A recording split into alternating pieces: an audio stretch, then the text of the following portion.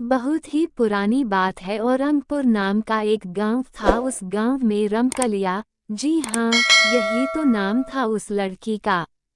16 वर्ष की रमकलिया अपने माँ बाप की इकलौती संतान थी। उसके माँ बाप उसका बहुत ही ख्याल रखते थे और उसकी हर मांग पूरी करते थे। अरे यहाँ तक कि हमारे गांव जवार के बड़े बुजुर्ग बताते हैं कि गांव क्या पूरे जवार में सबसे पहले साइकिल रमकलिया के घर पर ही खरीद कर आई थी। उस साइकिल को देखने के लिए गांव जवार टूट पड़ा था। रमकलिया उस समय उस साइकिल को लंगड़ी चलाते हुए गधाई, खेत खलिहान सब घूम आती थी।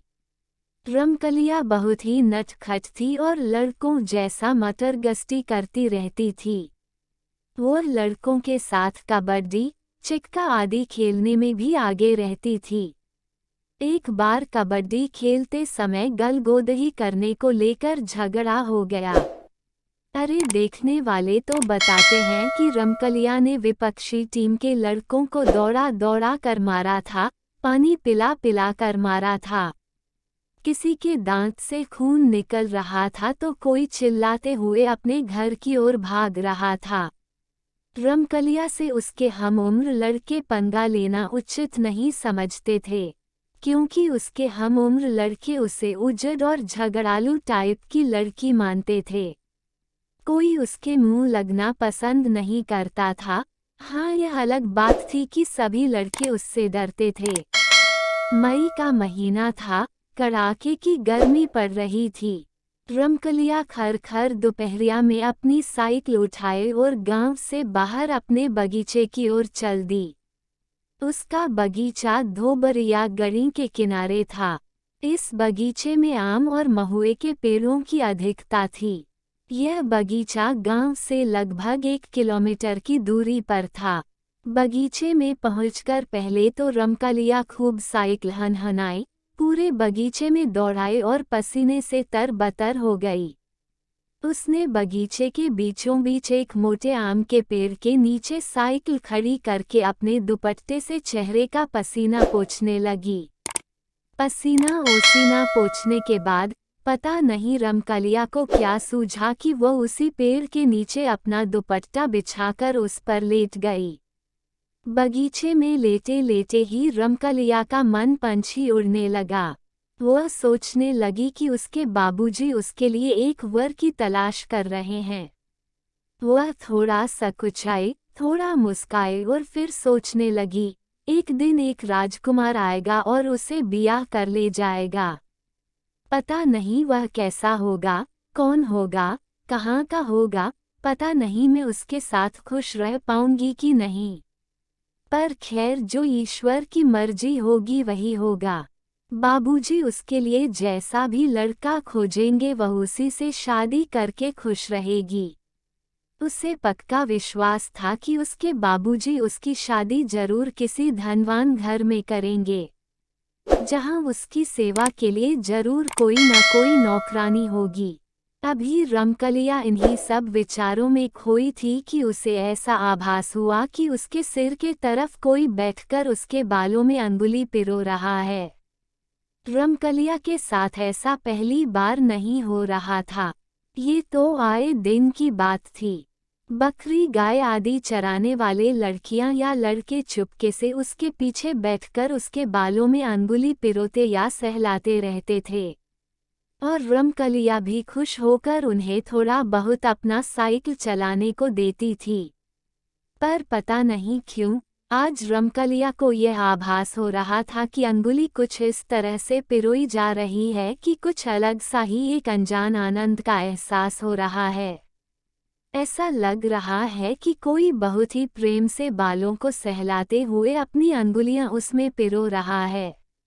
आज रमकलिया को एक अलग ही आनंद मिल रहा था, जिसमें उसके यौवन की खुमारी भी छिपी लग रही थी। उसके शरीर में एक हल्की सी गुदगुदी हो रही थी और उसे अंगड़ाई लेने की भी इच्छा हो रही थी, पर वह बिना शरीर हिलाए चुपचाप लेटी रही। उसे लगा कि अगर उठकर बैठ गई तो यह स्वर्गिक आनंद पता नहीं दोबारा मिलेगा कि नहीं। उसने बिना पीछे मुड़े ही धीरे से कहा कि 10 मिनट और ऐसे ही उंगलियां घुमाओ तो मैं 1 घंटे तक तुम्हें साइकिल चलाने के लिए दूंगी। पर पीछे से कुछ भी आवाज नहीं आई। फिर भी रमकलिया मदमस्त लेटी रही। उसे हल्की हल्की नींद आने लगी। शाम हो गई थी और रमकलिया अभी भी बगीचे में लेटी थी। तभी उसे उसके बाबूजी की तेज आवाज सुनाई दी। रामकली, बेटी रामकली, अरे कब से यहाँ आई है? मैं और तुम्हारी माँ कब से तुम्हें खोज रहे हैं।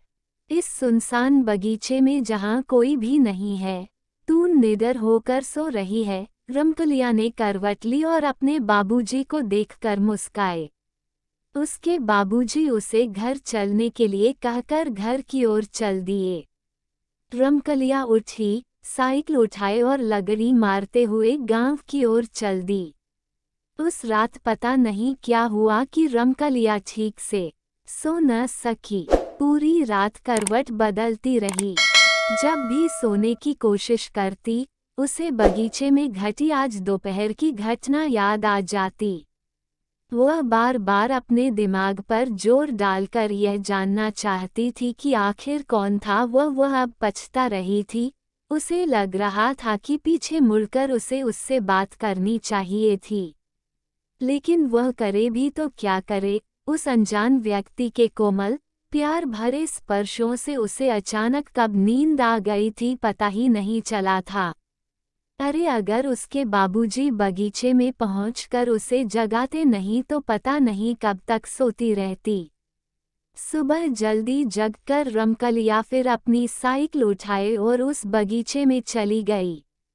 सुबह की ताजी हवा पूरे बगीचे में हिचकोले ले रही थी, पर पता नहीं क्यों सरसराती हवा में, पत्तियों, टहनियों से बात करती हवा में रमकलिया को एक भीनी भीनी मदमस्त कर देने वाली सुगंध का आभास हो रहा था।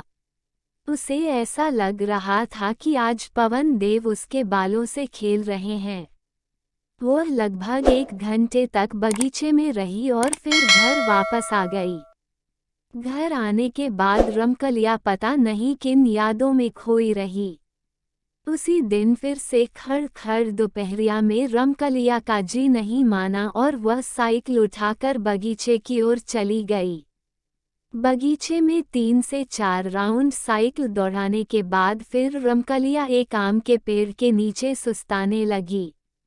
उसे कुछ सूझा। वो हल्की सी मुस्काई और अपने दुपट्टे को अपने सर के नीचे लगाकर सोने का नाटक करने लगी। अभी रमकलिया को लेटे 2 से 4 मिनट भी नहीं हुए थे कि उसे ऐसा लगा कि कोई उसके बालों में अंगुली पिरो रहा है। वो कुछ बोली नहीं, पर धीरे धीरे अपना हाथ अपने सर पर ले गई। वो उस अंगुलियों को पकड़ना चाहती थी जो उसके बालों में घुसकर बालों से खेलते हुए उसे एक सुखद आनंद की अनुभूति करा रही थीं। पर उसने ज्यों अपने हाथ अपने सर पर ले गई, वहां उसे कुछ नहीं मिला, पर ऐसा लग रहा था कि अभी भी कुछ उंगलियां उसके बालों से खेल रही हैं। रमकलिया को बहुत ही अचंभा हुआ और वह तुरंत उठकर बैठ गई।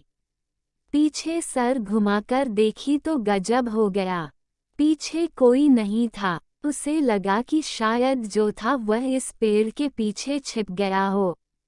पर फिर उसके मन में एक बात आई कि जब वह अपना हाथ सर पर ले गई थी तो वहां कुछ नहीं मिला था, फिर भी बालों में अंगुलियों के सुखद स्पर्श कैसे लग रहे थे।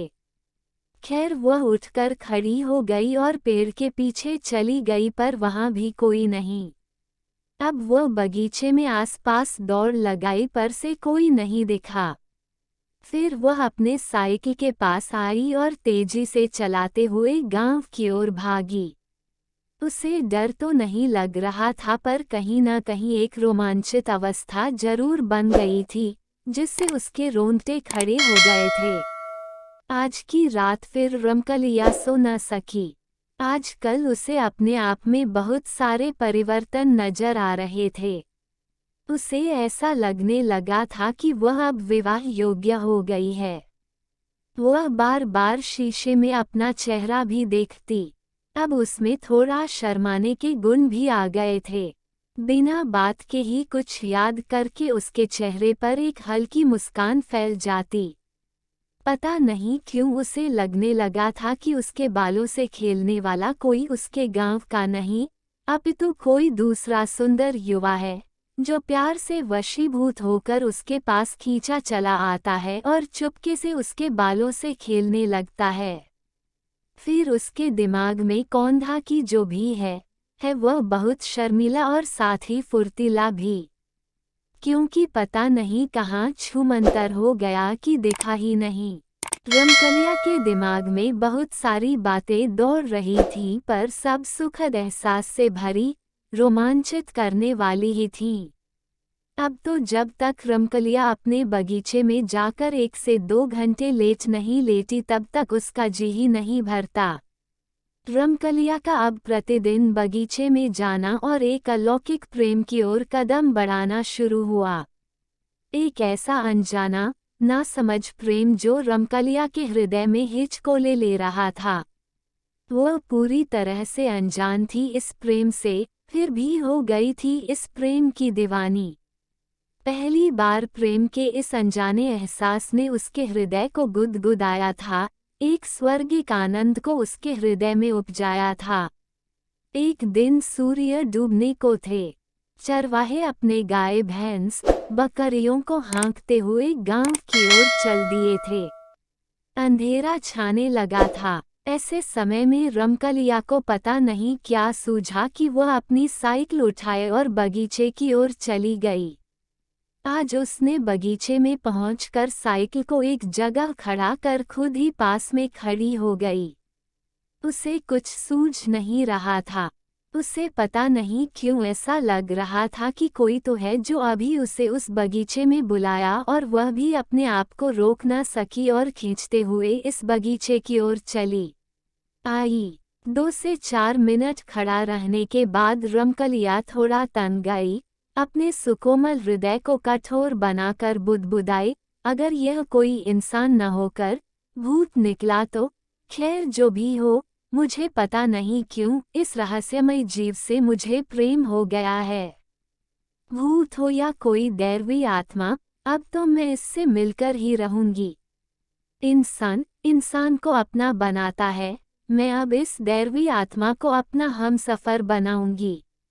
देखती हूँ इस अनजाने अनसमझे प्यार का परिणाम क्या होता है। अगर वह इंसान नहीं तो कौन है और किस दुनिया का रहने वाला है?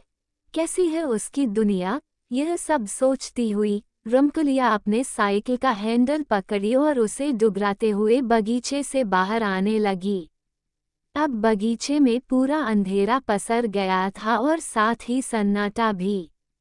हाँ, रह रहकर कभी कभी गांव की ओर से कोई आवाज उठाती थी। ऐसे समय में रमकलिया को पता नहीं क्या सूझा कि वह अपनी साइकिल उठाए और बगीचे की ओर चली गई।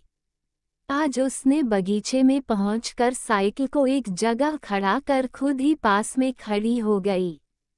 उसे कुछ सूझ नहीं रहा था। उसे पता नहीं क्यों ऐसा लग रहा था कि कोई तो है जो अभी उसे उस बगीचे में बुलाया, और वह भी अपने आप को रोक न सकी और खींचते हुए इस बगीचे की ओर चली आई। 2 से 4 मिनट खड़ा रहने के बाद रमकलिया थोड़ा तन गई, अपने सुकोमल हृदय को कठोर बनाकर बुदबुदाई, अगर यह कोई इंसान न होकर भूत निकला तो? खैर जो भी हो, मुझे पता नहीं क्यों इस रहस्यमय जीव से मुझे प्रेम हो गया है। भूत हो या कोई दैवी आत्मा, अब तो मैं इससे मिलकर ही रहूंगी। इंसान इंसान को अपना बनाता है, मैं अब इस दैवी आत्मा को अपना हमसफर बनाऊंगी। देखती हूँ इस अनजाने अनसमझे प्यार का परिणाम क्या होता है। अगर वह इंसान नहीं तो कौन है और किस दुनिया का रहने वाला है? कैसी है उसकी दुनिया? यह सब सोचती हुई रमकलिया अपने साइकिल का हैंडल पकड़ी और उसे डुगराते हुए बगीचे से बाहर आने लगी। अब बगीचे में पूरा अंधेरा पसर गया था और साथ ही सन्नाटा भी। हाँ, रह रहकर कभी कभी गांव की ओर से कोई आवाज उठाती थी, रात को रमकलिया अपने कमरे में बिस्तरे पर करवटें बदल रही थी। नींद उसकी आंखों से कोसों दूर थी। एक अजीब सिहरन, गुदगुदी का एहसास हो रहा था उसको। उसे कभी हंसना तो कभी रोना आ रहा था। तभी अचानक उस कमरे के जंगले से एक बहुत ही तेज, डरावनी सरसराती हवा अचानक कमरे में प्रवेश की। बिना बहती हवा के अचानक कमरे में बैठी इस डरावनी हवा से रमकलिया थोड़ी सहम गई और फटाक से उठकर बैठ गई। उसकी सांसें काफी तेज हो गई थीं। वह धीरे धीरे लंबी सांस लेकर अपने बढ़ते दिल की धड़कन को भी काबू में करने का प्रयास किया। तभी उसे ऐसा लगा कि कोई उसके कान में हौले हौले, भारी आवाज में गुनगुना रहा हो, बढ़ती दिल की धड़कन कुछ तो कह रही है, मैं तेरा दीवाना, जलता परवाना हूँ, तू क्यों नहीं समझ रही है। इसी के साथ उसे लगा कि वह सरसराती हवा उसके बिस। ऐसे ही वीडियो देखने के लिए चैनल को सब्सक्राइब करना नहीं भूलना।